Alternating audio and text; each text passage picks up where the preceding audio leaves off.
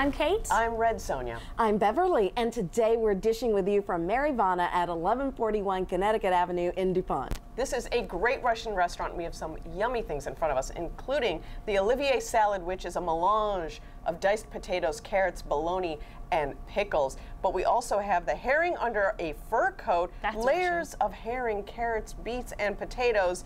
And we also have the salo plate, traditional salt-cured pork fatback, and, of course, the vinaigrette, refreshing beets, and vegetable salad. It's traditional Russian food.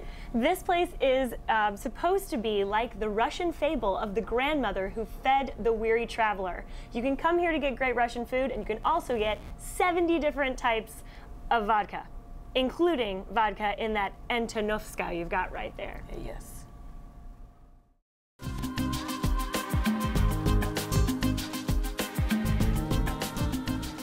And today we are dishing with the co-founder of Living Authentic, who also has started something called eye gazing. His name is Jeffry Platts, and we're going to learn a little bit about what eye gazing is and maybe do a little eye gazing ourselves during this month of love here in February. But okay, honestly, now what is eye gazing?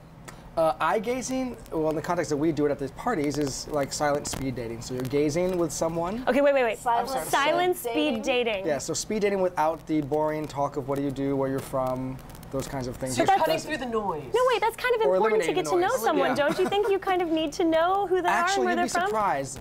What they say, or what one of the founders of eye gazing, Michael Ellsberg, says, that like it doesn't necessarily create attraction, but it reveals attraction a lot quicker through just silent connection with somebody. So this is, how does it work? Yeah. So the way that we do it at our eye gazing parties is you partner up with a man and a woman together, and then you gaze for about 2 minutes. That is a long 2 minutes. And then you switch. Is that not uncomfortable? 2 minutes is a very, very long time. Does that not get uncomfortable for people? And at some point, that's kind of the point, actually, a little bit too. Yeah, to make people uncomfortable, because it's like or out of their comfort zone. So they're not necessarily. Do you recommend that they try and like impart some sort of telepathic something like? The only rule, or just like straight gaze. Like, what are we doing here? I would not pick you if you did that to me. The only rule that we give is that they have to be silent. They can smile, they can wink, they can do whatever they want to do. And over, there's about 20 to 30 people or pairs at these events. And so what happens is, the initial rounds are about laughing, giggling, but then people kind of drop in a little bit after the first. Does it work? So, wait, okay, hold on. So the first 2 or 3 that you gazed at are going to be throwaways because you're not. Yeah, generally, yeah. So if there's somebody you really have your eye on, make sure they're like a couple down from you. So yeah. Okay, but, and now, does it work? Does it work? Because I'm giving you this look right now. That's a skeptical look. That look? Yeah. Will not make me. No, well, I'm not on the market, so too bad. There you go. Too bad for you. But that look is effective, for other things. For other things. But does it work? Does your whole system work? Well, it works in the sense of it allows people to. It creates a connection that's different, that's unique, and like you really get to see the person in a different way without the labels. What do you do? And they say what you do. You already kind of are trying to pigeonhole them, like.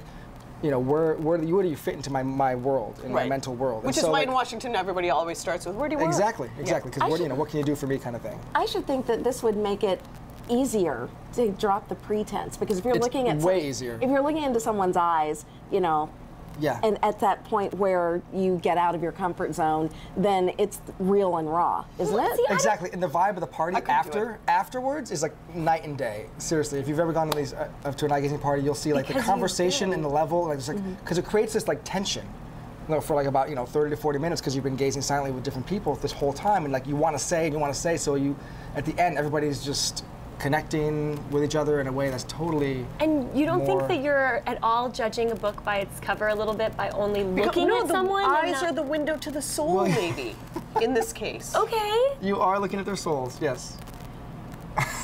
I see your soul. And so, scary. What is it that people tell you after they've done this? What is it that they tell you that they actually saw in other people?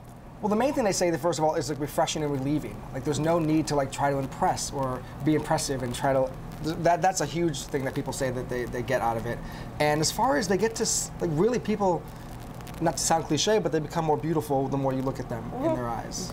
Whether it's men and women, it doesn't matter. Like you do see more of them. So after the gazing portion of the speed dating is done, people do have a chance to interact with each other somehow. Verbally. Yes, yeah. Oh, there's not like, a round two staring? No, there's no like okay, the winners. The winners of the first round meet up with the winners of the second. Whoever blinks first has to go out on a date.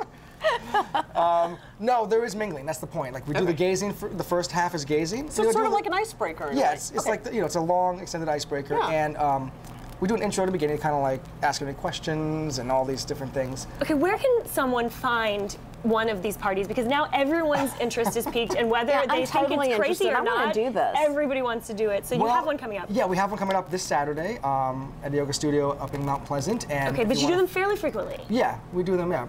Every couple months, yeah. So, but if there's more demand, we'll do a lot more. So, how many people do you try to do? An even number of guys and girls? You have to sign up in advance. Yeah, we buy tickets. Up? Yeah, we buy tickets in advance. We have, you get a really big discount if you sign up in advance, and then we do sell them at the door if there's space available. The past ones that we've done have all sold out, so like they get because it's really unique. It's not like speed dating. It's not like a mixer or singles event. It's totally unique, so they tend to fill up. So do beer goggles play into this at all with the? That's an interesting point because the first one I did was at a yoga studio, no alcohol obviously. Second one I did was the second two I did was at a bar, and it was a different vibe. A lot of the people were kind of using it as a social lubricant to kind of get themselves more relaxed, but then they take it less seriously, and it creates a little bit of a different vibe. So you need to be sober, in other words, to do this. So at this event, you can drink as much as you want before you come, all right? But you can, the event itself is sober, especially afterwards. There's no alcohol. So it's really you seeing the person as they are. So what's the success rate after? Yeah, are we going to meet someone who's going to sit around this table and say, "I met my partner when we were eye gazing"? Has anyone gotten married after they were gazing? I haven't kept track, unfortunately. These are metrics you need to keep track of. I need to keep track. I know. You do. But my goal in doing these is just people have fun. And like that has happened every time. Like the vibe of the crowd, the vibe, just there's music in the background. We put some nice, sexy music on, and we just have them mingle and connect, and it's really palpable, the energy in the room after they've done this. I feel like this is the opposite of internet dating. Like you don't get to see the person on the internet. You're not really But this is a time when a lot of people are going into either speed dating or internet dating or something. Exactly. This time of year, and also because it's Valentine's Day this month, everyone's trying to look for love. Why is this the right way for someone to go about looking for love? Or maybe it's not for everyone. Who should do this? I never say anything is for everybody. I just say, come check it out, and see if it's for you. It's just something that, like, the power of eye contact is huge, not just in dating, but in every relationship, in public speaking, and whether you're giving a presentation, with friends and with your family. Like, eye contact is a really powerful tool. I wouldn't say it's a tool; it's just a thing you do. It's not so like, I'm going to do this thing now to get you to connect with me and feel like just. Well, even if you were at a normal bar. It starts with that first gaze at each other from across the room. And it's so not this like is more intense. Yeah, and I try to call it like a more relaxed gaze. You're not trying to like get something from somebody, like I'm gonna like stare you down. Yeah. It's relaxed, it's like you being here, and like at the very essence, it's just presence. I want to be present with the person that I'm with.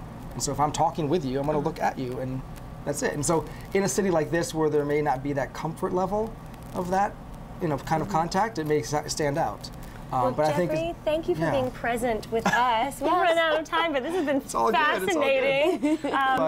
Whether you're looking for love or you're just looking to make a connection, it sounds like eye gazing might be the way to do it. No, they got it down. You have to check it out and try it and see what it's really all about. And thank you for explaining it to us a little bit so that we can have a better understanding. Thanks for being here. Thank you. As always, you can watch us here. You can follow us on Facebook. You can be our friend and follow us on Twitter. There's so many ways to get in touch with us, so make sure you do it right here on the District Dish.